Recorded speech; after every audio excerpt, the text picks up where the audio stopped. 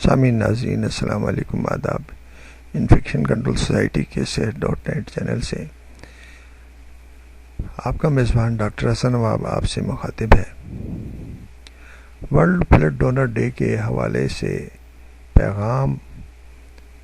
اس وقت دنیا بھر میں 62 ممالک ایسے ہیں جہاں مریضوں کو خون فراہم کرنے کی سہولت مفت فراہم کی جاتی ہے، جبکہ دیگر ممالک بشمول پاکستان اگر کسی مریض کو خون کی ضرورت پڑے تو سب سے پہلے مریض کے رشتہ داروں سے رجوع کیا جاتا ہے، لیکن کسی طرح یہ ممکن نہ ہو سکے تو مجبوراً پیشہ ور افراد سے خون خریدنا پڑتا ہے، جو عموماً غیر معیاری ہوتا ہے۔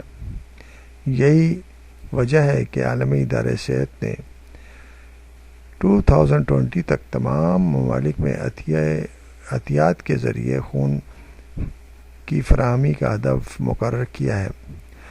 اس موقع پر بھی یہی پیغام دینا چاہیں گے کہ انسانی زندگی بچانے کے لیے خون کے عطیات دیے جائیں۔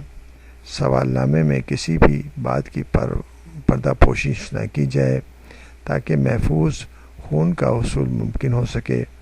تاہم اس ضمن میں تمام ممالک پر بھی یہ ذمہ داری عائد ہوتی ہے کہ وہ اپنے اپنے ملک میں عطیہ خون کا صحت بخش نظام قائم کریں، جس کے تحت بوقت ضرورت مریضوں کو مفت خون فراہم کیا جا سکے۔ حکومت پر یہ ذمہ داری عائد ہوتی ہے کہ جو ادارے جو non governmental organisation NGOs blood donation service provide کر رہی ہیں ان کو بھی ساری سہولتیں مہیا کی جائیں۔ بلڈ بینکنگ کی مشینری پر جو بھی ڈیوٹیز اور ٹیکسز ہیں وہ ختم کیے جائیں تاکہ وہ آسانی سے مہیا ہو سکیں اور لوگوں کی خدمت کرنے میں آسانی ہو سکے۔ اس طرح بلڈ ری ایجنٹس اور بلڈ ڈونیشن کے لیے جو بھی سہولتیں حکومت کی طرف سے دی جائیں گی وہ انتہائی اہم ہوں گی۔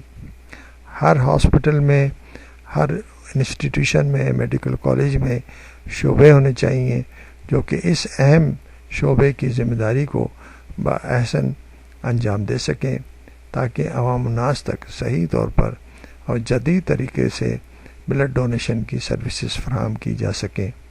عوام کو بھی چاہیے کہ وہ اپنی صحت کے بارے میں معلومات حاصل کریں اور انفیکشن کنٹرول سوسائٹی کے صحت.نیٹ چینل پر تقریباً 3000 سے زیادہ ویڈیوز اپلوڈ ہو چکی ہیں اور ان میں بے شمار معلومات ہم نے آسان زبان میں فراہم کی ہیں اور لوگوں کے لیے، ٹیکنیشینز کے لیے اور میڈیکل اسٹاف کے لیے یہ معلومات بہت ہی مفید ثابت ہو سکتی ہیں۔ ان سے استفادہ حاصل کیا جائے اور لوگوں کی خدمت کی جائے۔